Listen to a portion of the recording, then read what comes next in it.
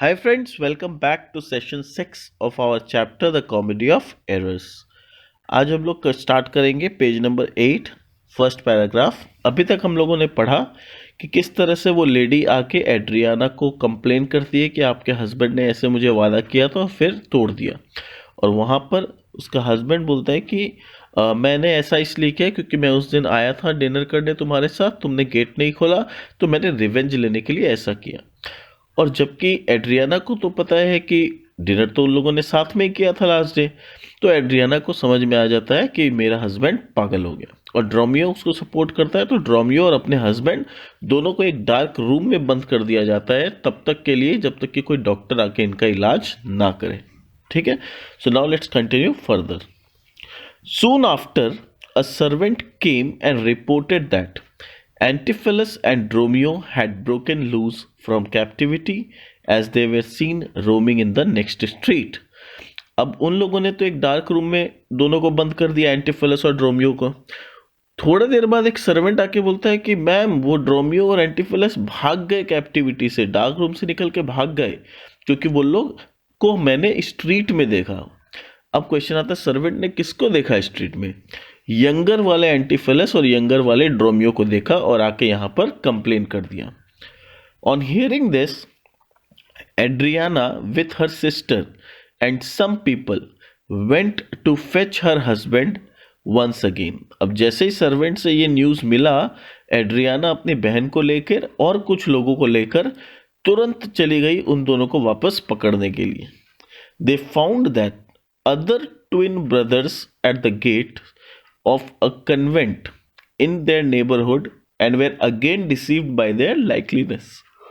अब वो लोग जब पकड़ने के लिए गए तो वहां पर एक्चुअली एंटीफिलस और ड्रोमियो का दोनों छोटे भाई थे, यानी छोटा एंटीफिलस और छोटा ड्रोमियो था। पर उनको क्या पता, वो लोग अगेन लुक से कंफ्यूज हो गए। ठीक है, और कहां पर थे वो लोग दोनों जन? At the gates of convent, यानी कोई चर्च के बाहर गेट में वहां पर थे। इन देयर नेबरहुड, उनके बगल में उनके घर के आसपास कोई चर्च होगा, वहां पर थे। Here Antipholus younger was perplexed as the goldsmith accused him that he had denied having received the chain and refused to pay for the same. और एंटीफिलस यंगर कंफ्यूज था, पूरी तरह से परप्लेक्स्ड, ही वॉज कंफ्यूज्ड कि gold Smith उसके ऊपर acquisition लगा रहा है, एक्यूजिशन अक्यूज कर रहा है, उसको इल्ज़ाम लगा रहा है उसके ऊपर दैट कि इसने गोल्ड चेन लेने के बाद गोल्ड मना कर दिया कि मुझे कोई गोल्ड चेन मिला ही नहीं, और उसने कोई पेमेंट भी करने से मना कर दिया। जबकि एंटीफिलस यंगर से तो ऐसी कोई बात हुई नहीं गोल्ड स्मिथ की। एंटीफिलस यंगर को तो इनफैक्ट गोल्ड स्मिथ ने जोर जबरदस्ती गोल्ड चेन पकड़ाया था। पर उसके बाद जब वो बड़े भाई से मिला था तो बड़े भाई ने मना किया था कि मुझे कोई गोल्ड चेन नहीं मिला। और अब ये एक्यूज किसको कर रहा है? छोटे भाई को। In fact he was wearing that round his neck after this man had given him that. In fact young Antipholus ने तो उस गोल्ड चेन को अपने नेक पे पहन रखा था जब इस गोल्ड स्मिथ ने उसे दिया जोर जबरदस्ती। एंटीफिलस protested that the goldsmith had freely given him the chain and he had not seen him after that. और उसने प्रोटेस्ट किया कि देखो, तुमने जोर जबरदस्ती आके मुझे ये गोल्ड चेन दिया और मैंने तुम्हें कभी उस गोल्ड चेन को देने के लिए नहीं कहा था, मैंने कोई ऑर्डर नहीं दिया था, और उसके बाद तो मेरी तुमसे कोई मुलाकात ही नहीं हुई, तो मैंने कब मना कर दिया पेमेंट देने से? मैंने कब कहा कि मैं पेमेंट नहीं दूंगा, या पेमेंट देने का बात ही कुछ नहीं हुआ, तुमसे तो कोई मुलाकात ही नहीं हुई। When Adriana saw him and claimed him to be her husband, who had broken free from captivity and wanted to be captured again along with Dromio, ठीक है, Antipholus and his servant ran to the convent and begged the abbess to give them shelter. अब जब Adriana वहां पर पहुंची दोबारा अपने husband को पकड़ने के लिए, जो अकॉर्डिंग टू एड्रियाना उनके कैप्टिविटी से भाग गया था, तो एड्रियाना को देखते ही ड्रोमियो और एंटीफिलस यंगर दोनों जन वो लोग दौड़े दौड़े चले गए कॉन्वेंट के अंदर और वहां पर जाके एबेस से रिक्वेस्ट करने लगे कि मुझे आप अपने शरण में ले लीजिए, मुझे आप शेल्टर दीजिए। क्वेश्चन आता है एबेस कौन होता है?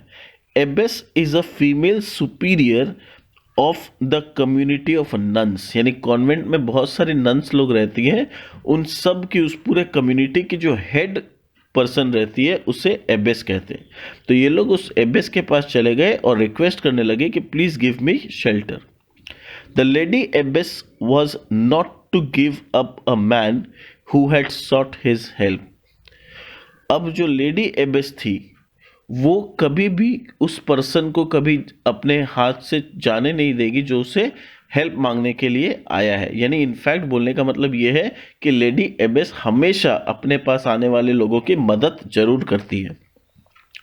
So she herself tried to inquire and find out the real cause of disturbance. तो वो खुद इन दोनों से, एड्रियाना से और एंटीफिलस से बात करने लगी और रियल कॉज ऑफ डिस्टर्बेंस के बारे में जानने की इच्छुक हुई। यानी वो खुद बोली कि मैं खुद पता करती हूँ कि what is the main reason behind the disturbance. She was a nice lady and so she question the wife about the story she told of her husband's madness. तो एबेस एक वाइज लेडी थी, तो उसने उसकी wife से यानी Adriana से question किया कि तुम कैसे कह सकती हो कि तुम्हारा हस्बैंड पागल है, यानी किस बेस पे कह सकती हो, क्या ऐसा इंसिडेंट हुआ, वो स्टोरी मुझे पूरा बताओ।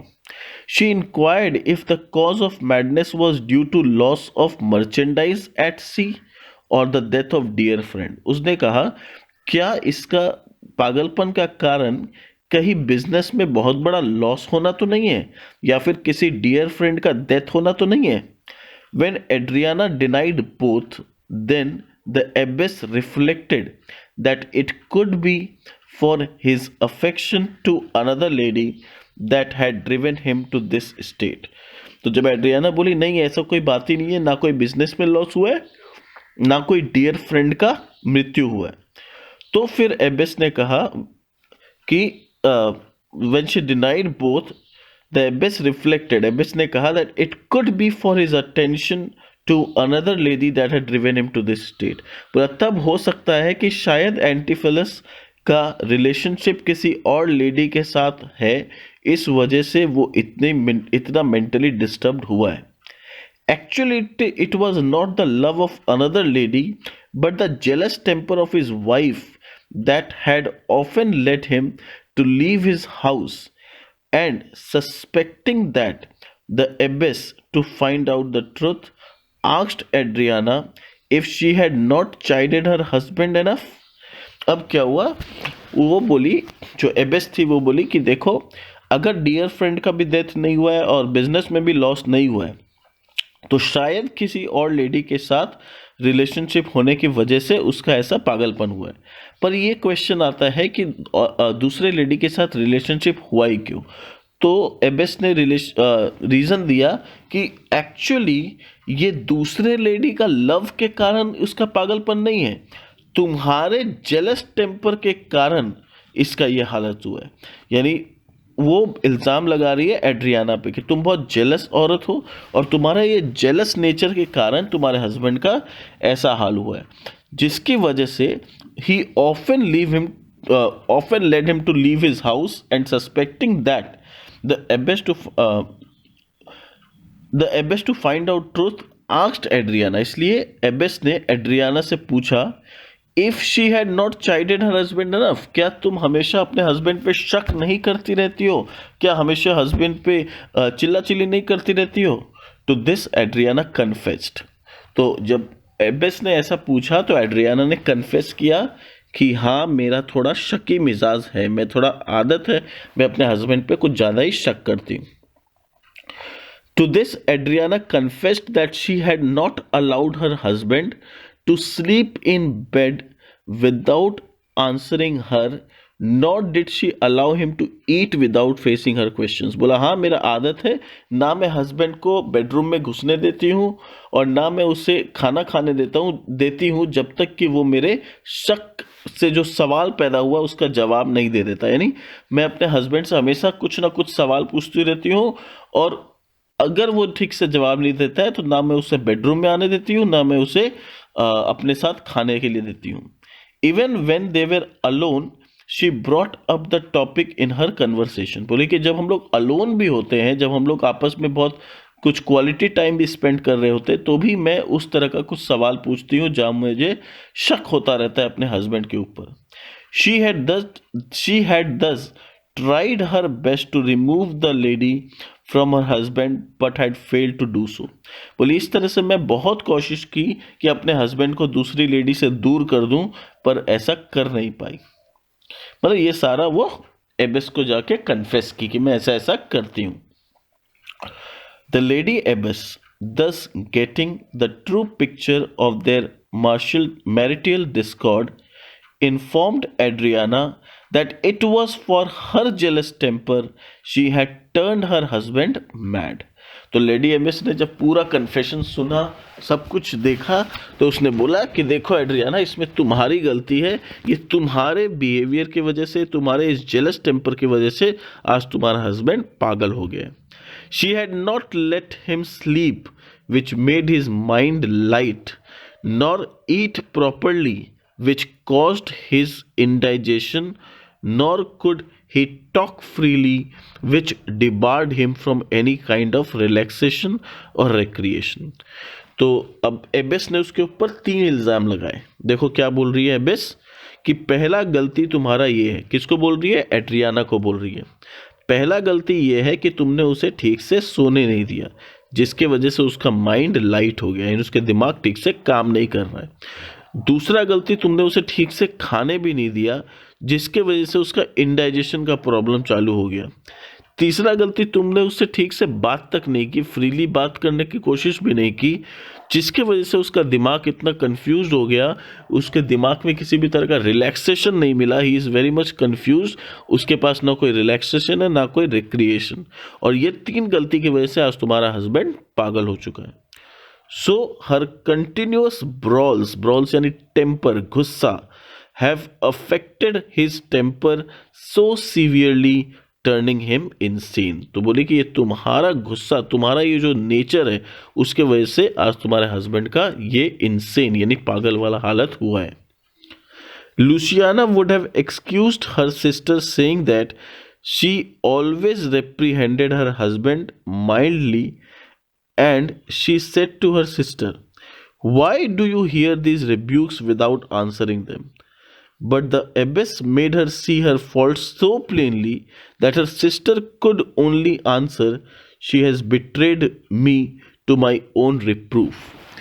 अब क्या बोलना चाह रहा है कि लूशियाना जनरली अपनी बहन का बहुत सपोर्ट करती है, और यहाँ भी जब एबेस इस तरह का एक्यूजिशन लगा रही थी, यानी एबेस जब इल्ज़ाम लगा रही थी, अक्यूज़ कर रही थी उसकी बहन को, तो यहाँ पर लूशियाना अपनी बहन को सपोर्ट करने के लिए आगे बढ़ती. ठीक है. Luciana would have excused her sister saying that she always reprehended her husband mildly. तो लूशियाना का ये बोलना था कि मैं कभी भी बहुत कड़ाई से अपने हस्बैंड से, मतलब मेरी बहन कभी भी बहुत कड़ाई से पेश नहीं आती है, वो माइल्डली ये सब क्वेश्चन करती है.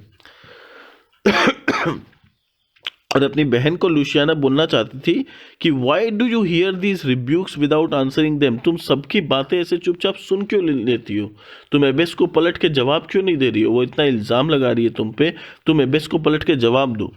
But abbess made her see her fault so plainly. पर एबेस ने एड्रियाना की गलती इतना प्लेनली उसे दिखाई that her sister could only answer, "She has betrayed me to my own reproof." कि लूसियाना को भी एडमिट करना पड़ा कि यहाँ पर मेरी बहन की गलती है, और मेरी भी गलती है कि मैंने आज तक अपनी बहन को हर चीज़ में इतना सपोर्ट किया. यानी लूसियाना को भी एडमिट करना पड़ा. Next page number 9. Adriana, though ashamed of her conduct, demanded her husband to be returned to her. Adriana को बहुत शर्म आ रही थी कि मेरी कितनी बड़ी गलती है और मैंने कैसे मेरी वजह से आज मेरे हस्बैंड का ये हाल है. फिर भी वो बोली कि मेरे हस्बैंड को मुझे रिटर्न कर दो. But the abbess did not want the gentleman to be delivered to the care of such a jealous woman, herself thinking of means and ways to recover him from his state as gently as possible. पर abbess को request करने पर, जब Adriana ने Abyss को request किया कि मुझे लौटा दिया जाए, तो एबेस ने कहा कि नहीं, मैं ऐसी जेलस वुमन को नहीं दे सकती इस इंसान को, ये और भी ज़्यादा तकलीफ में आ जाएगा। वो सोचने लगी कोई और तरीका जिससे वो खुद यानी एबेस खुद कोई ना कोई तरीका से इन दोनों व्यक्ति की यानी एंटीफिलस और ड्रोमियो की मदद कर सके और उन्हें इस मैडनेस से क्योर कर सके। During the course of this day in which so many errors had happened because of the similarity of the two twin brother pairs, the old Aegon's day was passing by and he was doomed to die if he could not pay the fine imposed on him for being in Ephesus। अब यहाँ पर इतना सारा error हो रहा था और दूसरी तरफ ये जो 24 घंटे का या एक दिन का टाइम दिया गया था ओल्ड एगन को, ये एक दिन धीरे धीरे पास होते चला जा रहा था और जितना समय पास हो रहा था इसकी मौत की घड़ी उतनी नज़दीक आ रही थी, क्योंकि वो अब फाइन के पैसे अगर किंग को नहीं दे पाएगा तो उसको मौत की सज़ा सुना दी जाएगी। ठीक है, आज के सेशन को हम यहीं तक रखते हैं। नेक्स्ट सेशन में जब हम आएंगे वी विल कंटिन्यू फर्दर।